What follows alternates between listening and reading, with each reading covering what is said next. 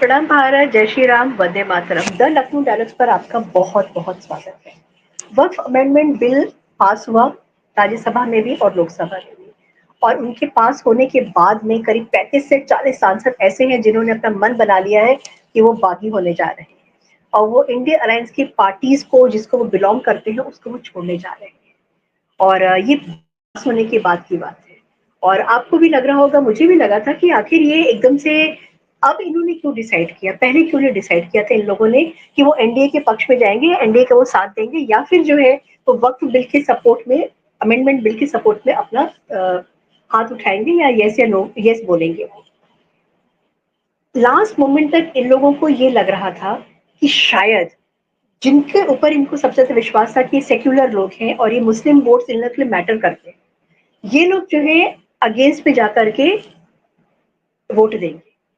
और उसमें सबसे प्रमुख जो नाम आता है वो आता है चंद्रबाबू नायडू का और नीतीश कुमार का।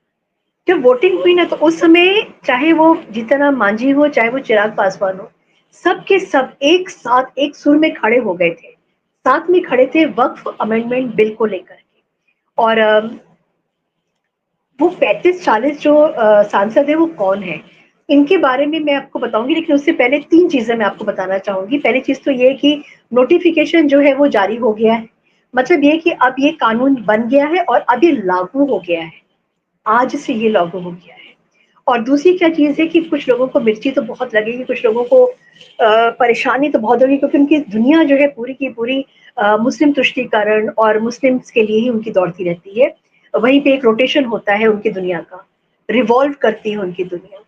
तो सबसे बड़ा क्या हुआ है कि सऊदी अरब ने जो लोग हज की यात्रा पे जाते हैं उन लोगों को मना कर दिया है कि आप हमारे देश में हज की यात्रा पर नहीं आएंगे। और करीब 13-14 कंट्रीज हैं जिनको मना कर दिया गया, and India is, Bharat is one of those countries. तो मिर्ची तो बहुत लगी होगी कि अब ये क्या हो गया, वो हज पे नहीं जा पाएंगे। तो इसके लिए तो उनको कोर्ट में जाना चाहिए था, कोर्ट कचहरी करनी चाहिए थी, जैसे कि इन लोगों को आदत है कि हर बात पे शोर मचाना, हर बात पे कोर्ट में पहुंच जाना। नहीं गए ये लोग। और सुप्रीम कोर्ट में क्या हो रहा है कि बहुत सारे एक मतलब रोचक डेवलपमेंट हुआ है कि बहुत सारी याचिकाएं जो है वो बढ़ती चली जा रही है वहां पे। इसको रद्द करने के लिए, इस कानून को रद्द करने के लिए याचिकाएं जो है वो बढ़ती चली जा रही है, और करीब 13 याचिकाएं हो गई हैं। और इस कानून का नोटिफिकेशन भी आ गया है। और तो इसके बाद में ये स्वाभाविक सी बात है कि भाई खलबली तो मची है, सड़क पर खलबली मची हुई है, मदरसों में खलबली मची हुई है। और उसके बाद में जो इन लोग के ऑफिसेज हैं कांग्रेस के, एनडीए अलायंस के जो ऑफिसेज हैं, जो घर हैं, गली है, मोहल्ले में है, वहां सब जगह जो है खलबली मची हुई है। और एक चीज तो मैं आपको बोलूंगी कि कुछ लोग जो वहां पे आए थे, जैसे अगर हम बात करते हैं उद्धव ठाकरे गुट के लोगों की, मैं अगर बात करती हूँ, उनकी जो राजनीति है वो हिंदुत्व के ऊपर है। लेकिन पर्सनली उद्धव ठाकरे ने अपने सांसदों को फोन करके बोला था कि आपको वोट जो है वो अगेंस्ट में देना है, आप फेवर में वोट नहीं करेंगे।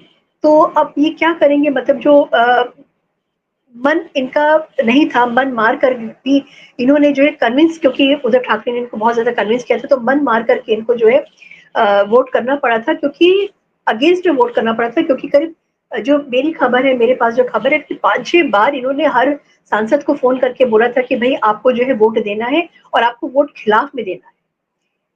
प्रॉब्लम क्या है ना कि जिस कॉन्स्टिट्युएंसी से ये सांसद आते हैं वो हिंदुओं की है।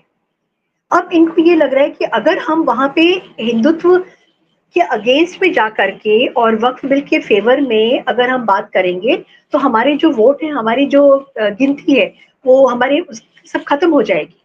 तो लोगों को नाराजगी उनको जो है झेलनी पड़ेगी, और इसीलिए वो उद्धव ठाकरे के साथ में बने रहना नहीं चाहते। और संजय राउत को अगर आप उनका बयान देखें तो जैसे सब लोग कुछ ना कुछ बोल रहे हैं, कोर्ट जा रहे हैं, तो संजय राउत ने बड़ा सेफ गेम प्ले किया। उन्होंने कहा भी हम कोर्ट कचहरी नहीं जाएंगे। देखिए ये जो होना था वो कानून संसद में बनना था, और ये कानून बन गया। इसके आगे हम कहानी को खत्म करते हैं। हमने वहां पे विरोध किया था क्योंकि हमको विरोध करना था, हमारी पार्टी की गाइडलाइंस थी, हमको विरोध करना था, हमने विरोध किया। लेकिन अब हम कोर्ट कचहरी वहां पे हम नहीं जाएंगे, हम विरोध करने कोर्ट में नहीं जाने वाले हैं। और इनके साथ, क्योंकि इनको पता है कि इनके जो सांसद है ना वो रुकने वाले नहीं है। क्योंकि कुछ भी आप कह लीजिए, मतलब ठीक है आप इंडिया अलायंस के आप पार्ट बन गए हो, लेकिन जो सांसद है वो है तो हिंदू। उनको समझ में आ रहा है कि भाई वक्फ की वजह से कितना नुकसान हो रहा है, देश का नुकसान हो रहा है, उनका नुकसान हो रहा है, सबका नुकसान हो रहा है। और उसमें जो है, देखिए, यही सेम कहानी शरद पवार की भी है। शरद पवार के पास में 16 सांसद ऐसे हैं, और वो जो है अचानक उन्होंने बोल दिया था कि आपका अगर मन हो, और यही चीज जो है नवीन पटनायक ने बोली थी अपने सांसदों को कि आप वहां पे जा रहे हैं, आपकी जो अंतरात्मा कहती है आप वो करिए। आप ये मत सोचिएगा कि जो है हमने आपको कोई ऑर्डर दिया है। और वहां पे जाकर के नीतीश पटनायक की, नवीन पटनायक की और शरद पवार के जो सांसद है उनकी जो है वो अंतर आत्मा जाग गई थी। और उन्होंने जाकर के वोट जो है फेवर में किया था। इन सांसदों को ये चीज तो समझ में आ गई थी कि एक माहौल बना हुआ है, वक्फ को लेकर के माहौल बना हुआ है, और ये ऐसा माहौल था जो राम मंदिर बनने के टाइम पर माहौल बना हुआ था। और ये सांसद जो है ना, इस चीज को लेकर के बहुत ज्यादा वो डर गए हैं, हड़बड़ा गए हैं। ये माहौल को देखकर सारे हिंदू एक हो रहे हैं, और एक अलग से आवाज, एक अलग सी जो है बहुत तेज ध्वनि सी निकल रही है। बस अब बहुत हो गया, अब हमको हमारा हक चाहिए। अब बस बहुत, अब हम इन लोगों के प्रेशर में नहीं आएंगे। अब हम लोग ये सब नहीं बर्दाश्त करेंगे जो अब तक हमको बर्दाश्त करवाने के लिए कांग्रेस ने कानून बदले हैं। और उनको भी समझ में आ गया कि ये जो कानून है ये सुधारात्मक कानून है, ये सोसाइटी में सुधार लाने के लिए कानून है। और कांग्रेस क्या कर रही है और एनडीए क्या कर रही है, ये एक बहुत बड़ा जो है डिफरेंस पता है, क्योंकि कांग्रेस जो है इसी बहाने तुष्टीकरण की पॉलिटिक्स कर रही है, और ये पॉलिटिक्स जो पोलराइजेशन को जन्म दे रही है। और इसमें क्या हुआ कि सारे सांसदों को समझ में आया कि भाई जिस कॉन्स्टिट्यूंसी में हम जाएंगे, हम किस तरीके से लोगों के सामने हम जाके बोलेंगे कि आप हमको वोट दीजिए।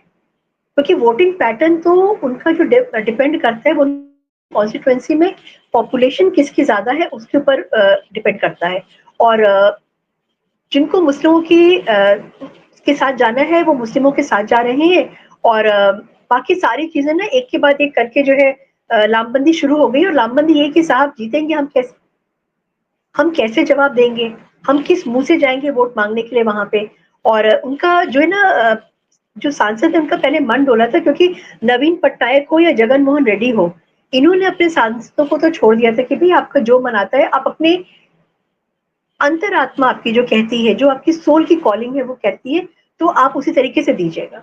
तो तकरीबन 8 से 9 सांसद ऐसे थे जिन्होंने राज्यसभा में जो है राज्यसभा में, और आप उधर देख लीजिए कि 16 यानी कि वो लोकसभा वाले, इन दोनों को अगर आप मिला लेते हैं तो 16 और 9 को आप जोड़िए तो करीब 25 तो सांसद यही हो जाते हैं, लोकसभा और राज्यसभा के मिलाकर 25 सांसद ऐसे हो जाते हैं। तो फिर आप ये सोचिए कि अच्छा, शिबू सोरेन नहीं आए थे।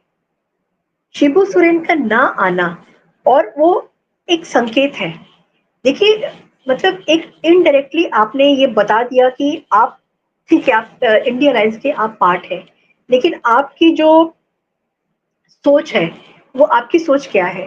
तो आपके जो सांसद हैं वो भी आपकी पार्टी के साथ खड़े हुए थे, क्योंकि आप नहीं आए थे तो आपने, मतलब प्रत्यक्ष तौर पे तो शिबू सोरेन ने कुछ नहीं बोला था, लेकिन उनकी जो ना बोलने वाला जो था वो सिर्फ आवाज उसकी बहुत बुलंद थी।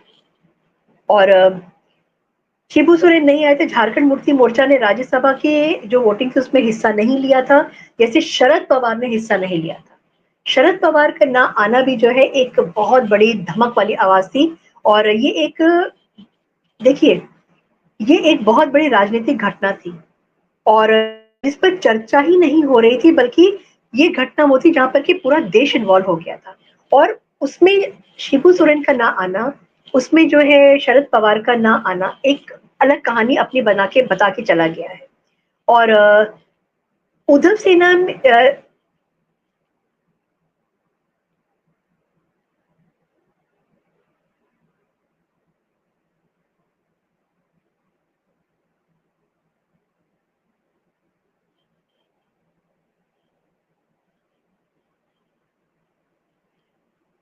देखिए, जो बागी है ना, वो अब खड़े होने वाले आपके साथ में नहीं है, दिस इज फॉर श्योर।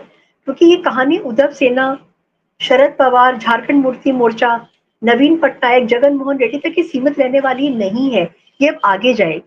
क्योंकि आप इस वक्त देख लीजिए कि उत्तर प्रदेश में क्या हो रहा है। उत्तर प्रदेश की जो कहानी है ना, वो कुछ अलग ही माहौल बना रही है, उसका एक अलग माहौल बन रहा है। और जैसे राम मंदिर का जो काम हो रहा था और राम मंदिर का जो आंदोलन था, और उसमें सब लोग अपने तन मन धन से गिरहरी बन गए थे। तन मन धन से सबने जा करके जिससे जैसे हुआ उसने वहां पे अपना सपोर्ट दिया। और उसी तरीके से ये भी एक आंदोलन है, ये भी एक आंदोलन है देश को बचाने के लिए, ये भी एक आंदोलन है अपने हिंदुत्व को, अपने सनातन को बचाने के लिए। और जो तुष्टीकरण में सराबोर हो रहे हैं उनका तो सराबोर, देखिए कांग्रेस का सराबोर होना, टीएमसी का सराबोर होना, कोई आरजेडी का सराबोर होना, समाजवादी पार्टी का इसमें सराबोर होना जो है कोई बहुत बड़ी चीज नहीं है। लेकिन सोशल मीडिया की वजह से बहुत ज्यादा जागरूकता आई है। सोशल मीडिया में ऐसे ऐसे लोगों ने बातें किया है, ऐसी ऐसी अलग जगाई है। तो ये जो सांसद वो हैं, 35-40 सांसद वो हैं जो बागी हो गए हैं और वो अपनी पार्टी छोड़ना जा रहे हैं, क्योंकि उनको समझ में आ गया है कि उनसे क्या गलती हो रही है अगर वो इंडिया अलायंस का हिस्सा बने रहते हैं या उस पार्टी में बने रहते हैं जो कांग्रेस से अफेक्टेड है। तो देखिए कहानी अभी है जबरदस्त, और लॉ तो बन गया है, लागू भी हो गया है, और बहुत सारी सड़क पर लड़ाई होगी और कोर्ट्स में लड़ाई होगी, लेकिन होना हवाना कुछ भी नहीं है, क्योंकि अल्टीमेटली लॉ है। और उत्तर प्रदेश में तो योगी बाबा ने कमाल कर दिया है, और उसके बारे में भी मैं आपसे बात जरूर करूंगी कि किस तरीके से 98% के करीब में, 95-98% के करीब में सरकारी जमीन पर वक्फ बोर्ड का अपना कब्जा था। तो उन्होंने क्या खेला कर दिया है, उन्होंने सारी जमीनों को सरकारी घोषित कर दिया है, और सरकार इमाम बाड़ा तक को जो है सरकारी घोषित कर दिया गया है। और उसके ऊपर से फिर वक्फ बोर्ड ने जो अपना एक जिसको कहते हैं पंजा गड़ा करके रखा हुआ था, उस पंजे से छुड़वा लिया है। मेरा ये वीडियो आपको कैसा लगा कमेंट सेक्शन में जरूर बताइएगा। जय हिंद, जय भारत, भारत माता की जय।